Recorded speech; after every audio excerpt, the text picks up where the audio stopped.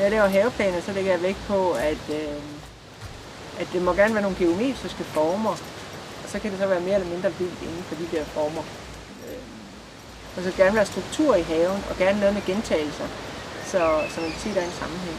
Men jeg kan godt lide at inddele haven i forskellige afdelinger, så man får en oplevelse ved at gå rundt i haven, så man ikke behøver at gå frem og tilbage af samme vej. Og så samtidig inddele de mindre afsnit i nogle dele, hvor de så hver især har en identitet. Noget andet, jeg også godt kan lide, det er, at man samtidig med man inddeler, har de lange kig igennem en have. Og det kan godt være en udfordring nogle gange. Så. Når jeg er ude på havebesøg, så lytter jeg meget til, hvad folks ønsker er, og så prøver at pege mig ind på deres stil, hvilken stil de godt kan lide. Og så prøver at tage afsæt i naturen omkring og i bebyggelsen, så man får noget, der harmonerer både med det omgivende landskab og med selve bebyggelsen.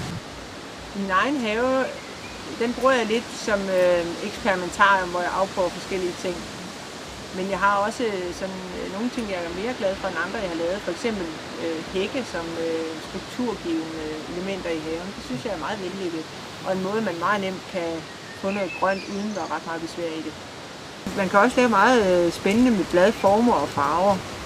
Jeg tænker, hvis man sidder nede i en have, har man mere øje for detaljen. Så man kan sidde og se de der lidt mere raffinerede forskelle.